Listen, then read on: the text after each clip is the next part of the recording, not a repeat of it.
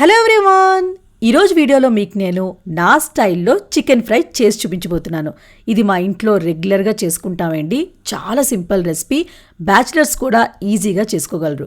చాలా చాలా టేస్టీగా కూడా ఉంటుంది. సో వీడియోలోకి వెళ్ళి చూద్దామా ఎలా తయారు చేసుకోవాలో. పదండి. ముందుగా చికెన్ తీసుకోవాలండి. నేను ఇక్కడ కేజీ చికెన్ తీసుకున్నాను. శుభ్రంగా ఒక 3 సార్లు కడిగి పెట్టుకోవాలి. అండ్ నేను మీడియం పీసెస్లో కట్ చేసుకున్నాను. ఇప్పుడు ఒక 1/2 టీ స్పూన్ పసుపు వేసుకోవాలి. అలాగే ఉప్పు ఒక 1.5 టేబుల్ స్పూన్ వరకు వేసుకోవాలండి. ఉప్పు అనేది మీ టేస్ట్ ప్రకారంగా మీరు అడ్జస్ట్ చేసుకోవచ్చు. తర్వాత కారం నేను ఒక 2 టేబుల్ స్పూన్ వరకు వేసుకున్నాను. కారం కూడా మీ టేస్ట్ ప్రకారంగా మీరు అడ్జస్ట్ చేసుకోవచ్చు. అలాగే అల్లం వెల్లుల్లిపాయ పేస్ట్ వేసుకోవాలి. ఫ్రెష్ది వేసుకోండి, అప్పుడే చాలా రుచిగా ఉంటుంది. ఒక 1.5 టేబుల్ స్పూన్ వరకు వేసుకోవాలి. వేసిన తర్వాత ఇదంతా బాగా కలిసినట్టు కలుపుకోవాలండి. కలిపాక ఒక 15 నిమిషాలు పక్కన పెట్టుకోండి.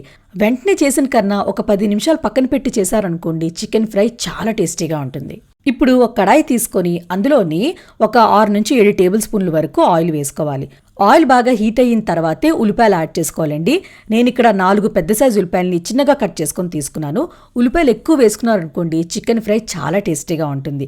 సో ఈ ఉల్లిపాయలు మంచి కలర్ వచ్చిన వరకు ఫ్రై చేసుకోవాలి. చూడండి, ఇలా లైట్గా పింకిష్ కలర్ వచ్చింది కదా.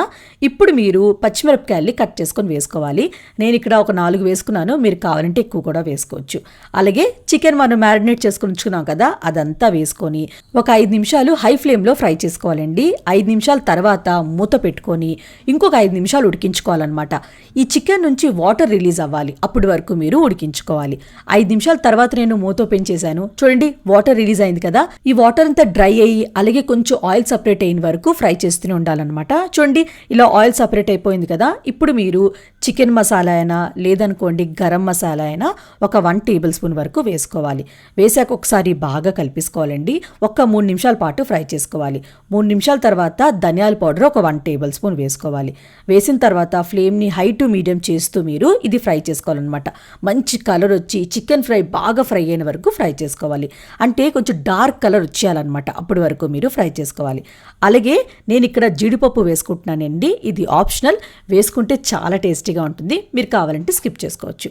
అలాగే కొంచెం కరివేపాకు వేసుకోవాలి. కరివేపాకు వేసుకున్నారనుకోండి, చికెన్ ఫ్రై నెక్స్ట్ లెవెల్లో ఉంటుంది.